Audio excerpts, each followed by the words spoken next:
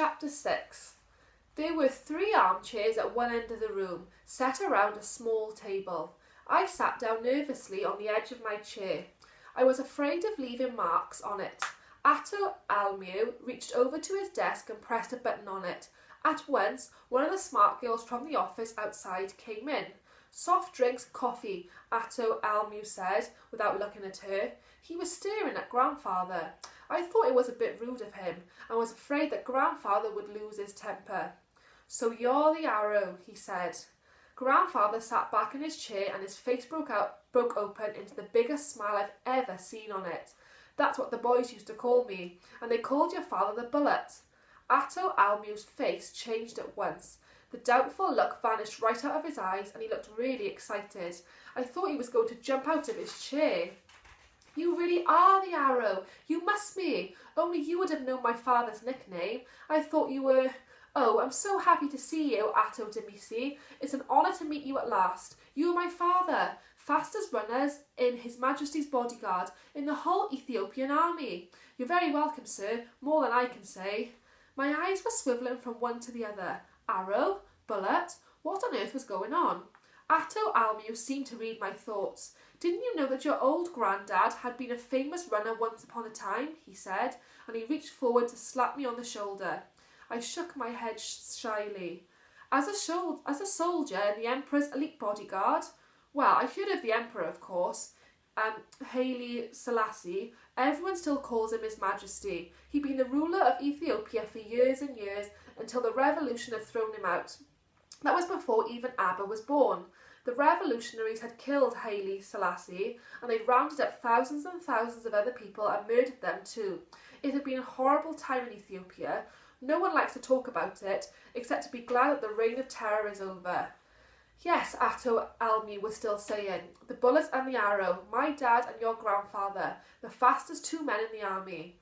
He turned back to Grandfather. "It's wonderful that you've come to see me, Atto Demisi. How did you find me?" Grandfather shook his head sadly. "It was because I heard of your father's death. I was sorry."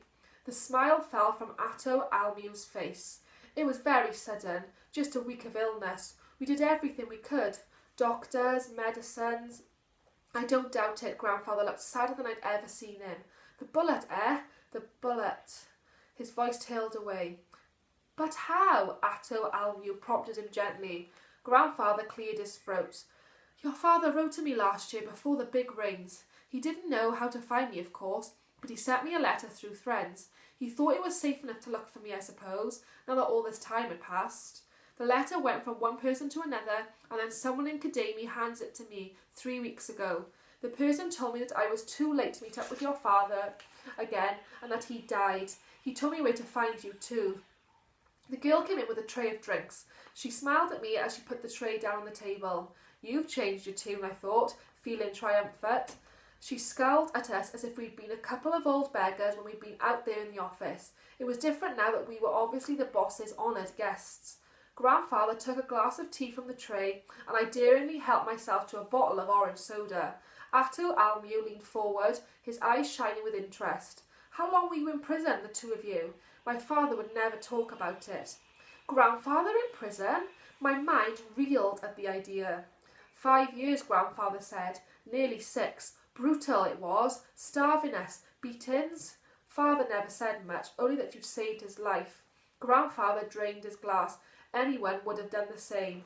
"That's not what Father told me. You attacked the guard who was killing him," he said. "You laid him out cold. They'd have executed you for that if they caught you."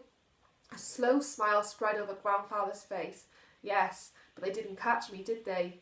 Atto Almu sat back and clapped his hands in the air with delight. "You really did that thing, didn't you? What my father said. You jumped off the back of a moving truck onto a galloping horse and escaped." My mouth had fallen wide open. I'd never heard anything like this. I could never have imagined anything like this. "Well," Grandfather was saying with a cackle of laughter, "the horse wasn't exactly galloping, more of a trot, and the truck was going quite slowly." "Tell me everything, Atto Demisi, please," begged Atto Almu. "I've always wanted to know the whole story." Grandfather settled his shawl around his shoulders and cleared his throat. I was hugging myself inside with a sort of joyful pride. "It was simple, really," Grandfather began.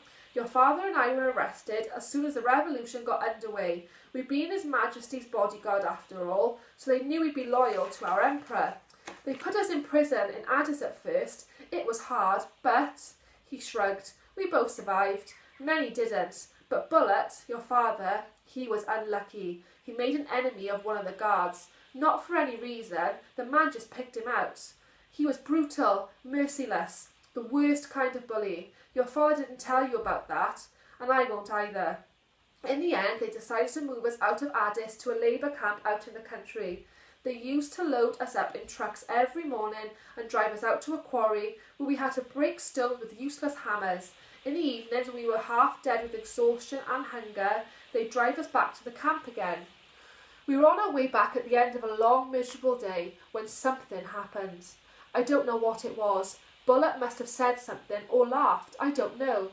Anyway, this guard went crazy. He launched himself on Bullet and attacked him savagely. I thought he was going to strangle him. There was a hammer on the floor of the truck beside me, and I just picked it up and hit him on the head. The guard fell like a stone. I knew I'd killed him. I knew I had to get away at once. You didn't kill him, Ato Almu said. You cracked his skull, but he lived. He never quite recovered, though. At least he was never going to bully anyone again. It was Grandfather's turn to stare at Ato Almu. At last he cleared his throat and said, "Thank you, son. You've relieved my mind of a terrible fear. All these years I thought I was a murderer." I was dying to ask Grandfather what had happened next, but I didn't dare say a word. Luckily, Ato Almu asked for me. "Well," said Grandfather, "luckily I was at the back of the truck next to the open end, and before the other guards could get at me, I got one leg over the tailboard, and this horse, it was God who sent it to save my life, must have been spooked by the roar of the truck's engine, and it had broken away from the farmer who was leading it on a rein. It was right underneath the tailboard, so I jumped down onto it. I nearly fell off it, mind you, and I must have scared the poor horse so much that it bolted like lightning. It raced back down the road, then veered off into the countryside. As soon as we got a good long way away, I slid off it and began to run.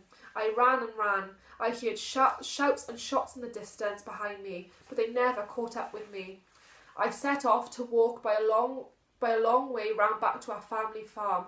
It took weeks and weeks, hiding out all the way. I arrived almost starved, but my family looked after me. They kept me hidden for a while until the immediate danger had passed. I just stayed quietly at home, not telling anyone anything, keeping an eye out until the nightmare in our country was over, and we could all walk with our heads held high again.